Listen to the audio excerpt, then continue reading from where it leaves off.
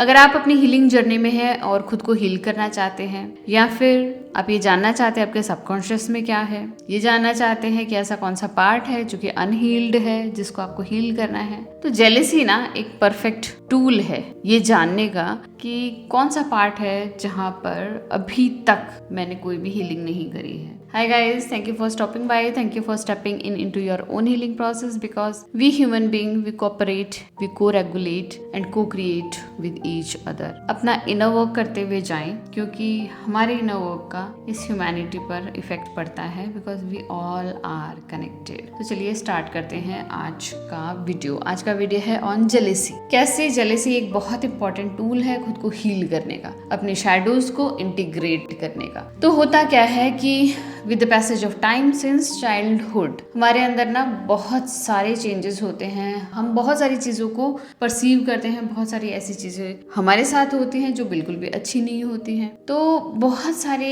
Life के experiences के कारण ना हमारी कुछ शैडोज बनती हैं। ठीक है, शैडोज क्या होती हैं? वो एस्पेक्ट, वो क्वालिटी, वो पार्ट जिसको कॉन्शियसली हमारे माइंड ने ना कहीं कट ऑफ करके छुपा दिया। यूजुअली उसको हमारे सबकॉन्शियस में डाला जाता है, अनकॉन्शियस में डाला जाता है ताकि हम इसके प्रति कॉन्शियस ही ना हो, है ना। और इनको रिजेक्ट क्यों किया गया, इसको छुपाया क्यों गया? क्योंकि those parts were very painful, very hurtful, है ना। कुछ ऐसे लाइफ के एक्सपीरियंस हमारे साथ हुए हैं जो कि बिल्कुल अच्छे नहीं थे, और उससे बचाने के लिए, ताकि हमें इन चीज़ों को वापस से देखना ना पड़े, वो सारी मेमोरी हमें वापस से याद ना आए, इसलिए हमारी माइंड ने, हमारे जो कॉन्शियस माइंड है ना, उस पार्ट को कट ऑफ करके शैडो में डाल दिया। तभी तो ऐसा होता है ना, बहुत सारे लोगों को अपना चाइल्डहुड याद नहीं होता, बहुत सारी चाइल्डहुड की मेमोरी उन्हें याद नहीं होती, लेकिन जैसे जैसे वो हीलिंग जर्नी में आते हैं उन्हें बहुत सारी मेमोरीज याद आने लग जाती हैं क्योंकि वो सारी हाइड कर दी गई। जब आप इनर वर्क करते हैं, हीलिंग जर्नी में आते हैं ना, तब आप सेल्फ रिस्पॉन्सिबिलिटी के मोड में होते हैं, कॉन्शियस मोड में होते हैं कि आप अपनी लाइफ की रिस्पॉन्सिबिलिटी ले रहे हैं, आप उस पेन को ओवरकम कर सकते हैं, हैंडल कर सकते हैं, उसके साथ कोप कर सकते हैं, इसलिए आपको वो मेमोरीज दी जाती है। लेकिन जब तक हम अनकॉन्शियस है ना, हमें नहीं पता होगा हमारी शैडो में क्या है। तो अनकॉन्शियसली ना कुछ चीजें हो रही होती हैं, जैसे हमारी शैडो है,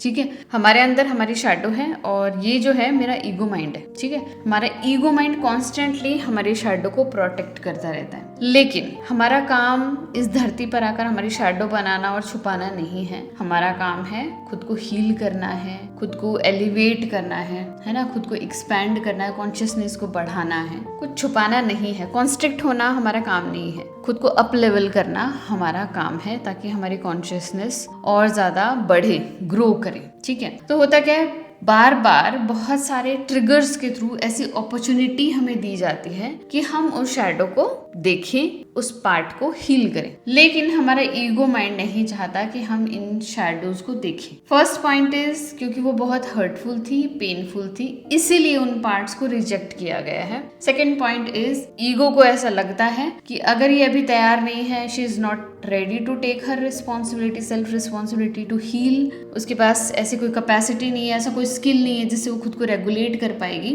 तो हमारे ईगो माइंड कहता है कि अभी इसको यहीं पर रहने देते हैं, जब ये रेडी होगी तब जो मैं है ना बीच में नहीं आऊंगा। और जब तक हम अनकॉन्शियस होते हैं ना, ईगो माइंड हमेशा हमारी शैडो को प्रोटेक्ट करता रहता है। अब ईगो माइंड का प्रोटेक्शन का मैकेनिज्म है एक, जो है हमारा जेलेसी, हमारा दूसरों के प्रति या किसी और चीज के प्रति जेलस हो जाना, ठीक है। जैसी कोई चीज को लेकर मेरी शैडो ट्रिगर हो गई, मेरे ईगो माइंड ने डिफेंस मैकेनिज्म यूज किया, जेलेसी। जेलेसी में हम क्या करते हैं, ओ माय गॉड मुझे वो चाहिए था, वो उसके पास है, ओ माय गॉड इसके पास ये कहाँ से आ गया। ये जेलेसी होती है, ये हमारे अंदर की शैडो का प्रोजेक्शन होता है जो हम दूसरों पर डाल देते हैं, और एक बार के लिए हमारा जो ईगो माइंड है उसको शांति पड़ जाती है कि ओ थैंक गॉड इसने अपनी शैडोज को नहीं देखा, थैंक गॉड इसको पेन नहीं हुआ। हमारे ईगो माइंड का एक ही काम है, हमें एनी हाउ जिंदा रखना, हमें प्रॉब्लम्स, पेन से, हर्ट से बचाना, इसलिए वो मेमोरीज को, हमारी शैडोज को छुपा कर रखता है, ठीक है। बट ये तो एक रियल लाइफ है नहीं।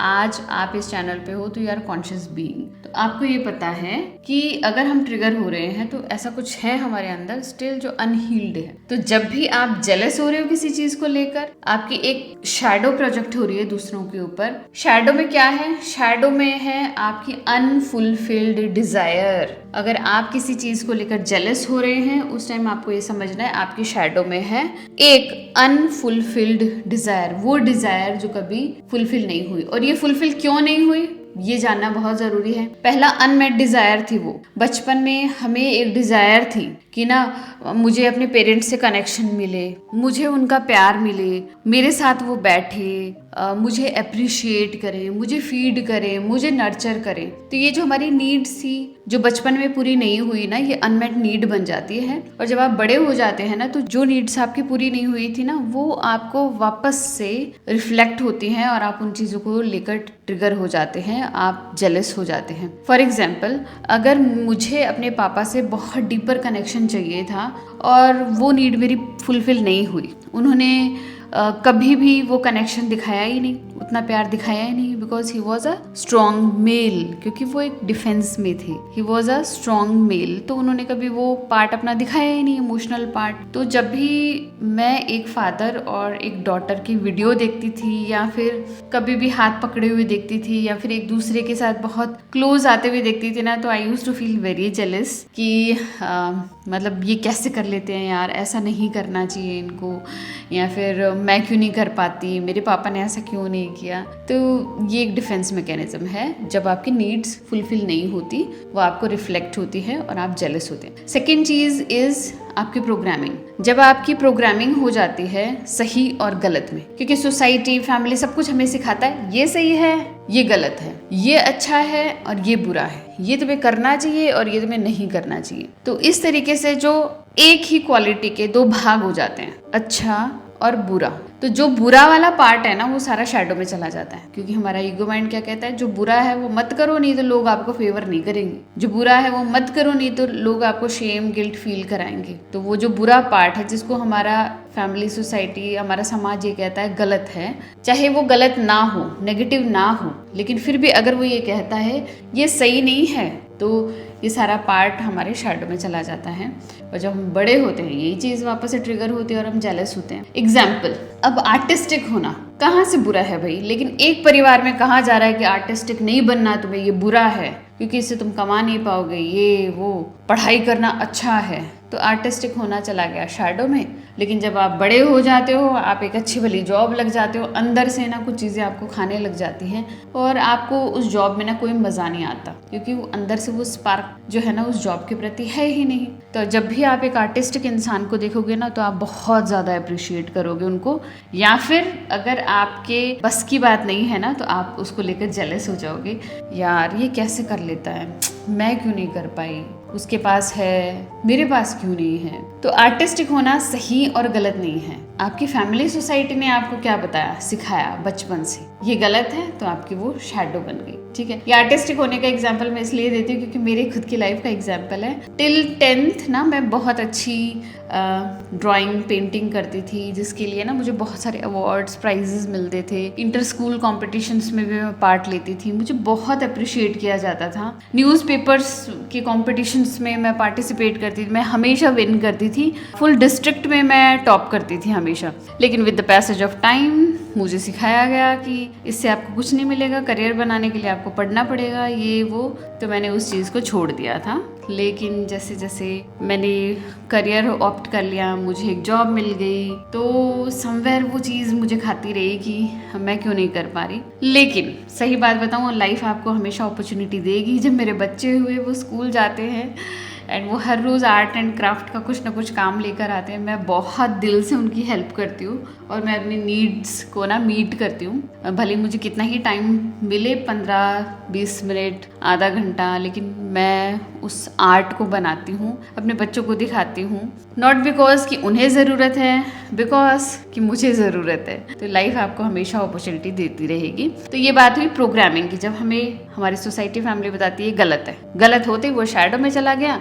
और अगर वो आपको चाहिए थी वो चीज़, आप करना चाहते थे, तो आपको उससे रिगार्डिंग अपॉर्चुनिटी मिलेगी। जहाँ पर आप ट्रिगर होंगे आपको वहीं पर पहचानना है कि मेरी जो नीड है या फिर ये जो चीज़ थी ना मैं हमेशा करना चाह रही थी लेकिन मैं नहीं कर पाई क्योंकि इसके ऊपर बहुत सारे लेबल लगे थे बुरे होने का तो मुझे तो वही करना था जो सोसाइटी ने कहा, लेकिन अगर मैं अभी बड़ी हूँ तो मैं उसको फॉलो कर सकती हूँ। ठीक है। थर्ड थिंग है ट्रॉमा। ट्रॉमा आपकी बिलीफ को ना बहुत ज़्यादा डिस्टॉर्ट कर देता है। ट्रॉमा से भी ना आपकी बहुत सारी अनफुलफिल्ड डिज़ायर बनती है। कैसे?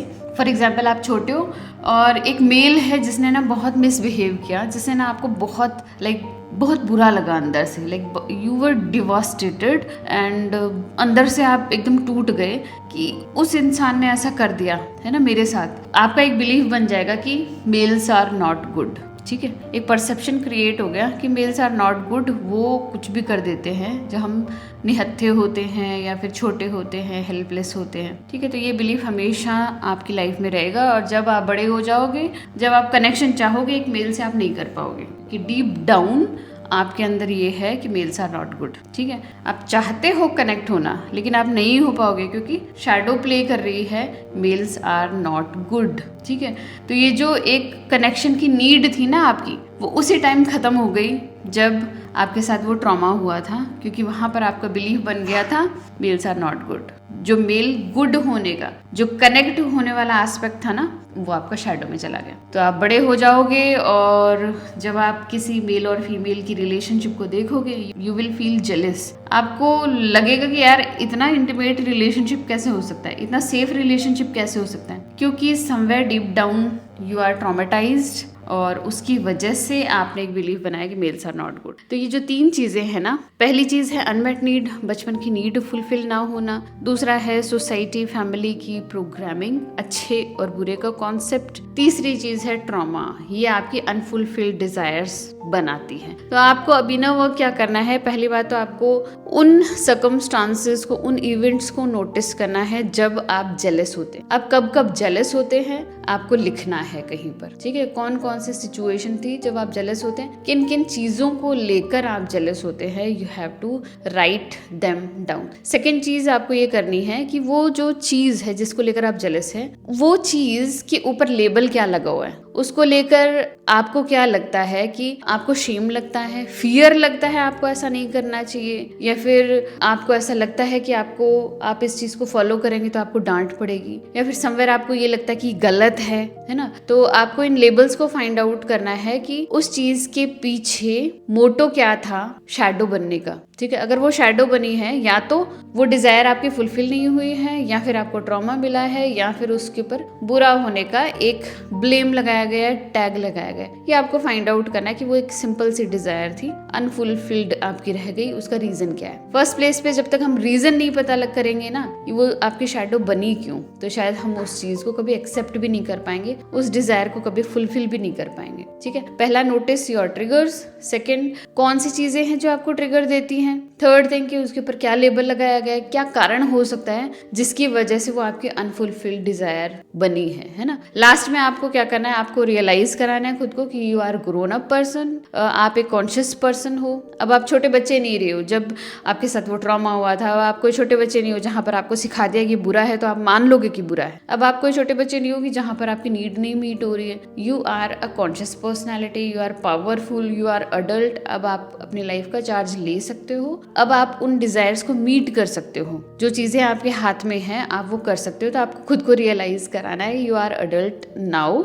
और आपको हक है उन चीजों को, उन अनफुलफिल्ड डिजायर्स को मीट करने का जो आपके बचपन में मीट नहीं हुई। तो आपको कॉन्शियसली एफर्ट डालना है उन डिजायर्स को मीट करने के लिए। जैसे मैंने अपने आर्टिस्टिक होने की क्वालिटी जो मेरे शैडो में चली गई थी उसको लेकर मैं कॉन्स्टेंटली एफर्ट डालती हूँ। जब मेरी बेटी स्कूल से आती है, कहती है आज मुझे ना ये क्राफ्ट करना है, आज मुझे वो क्राफ्ट करना है, तो मैं बहुत कॉन्शियसली पार्टिसिपेट करती हूँ, not for them, for my self. तो आपको ना बहुत सारी अपॉर्चुनिटी मिलती रहेंगी जहाँ पर आपको ट्रिगर किया जाएगा। ठीक है, अपॉर्चुनिटी मिलती रहेगी जहाँ पर आप उन डिजायर्स को मीट भी कर सकते हो, because you are grown up now, you are conscious personality and you can do it. ठीक है, तो जेलसी के पीछे ना एक अनफुलफिल्ड डिजायर है, जिस डिजायर को फुलफिल करने की रिस्पॉन्सिबिलिटी आपकी है। और किसी की नहीं। ठीक है, मिलते हैं ऐसी इंटरेस्टिंग वीडियो में, तब तक के लिए बाय।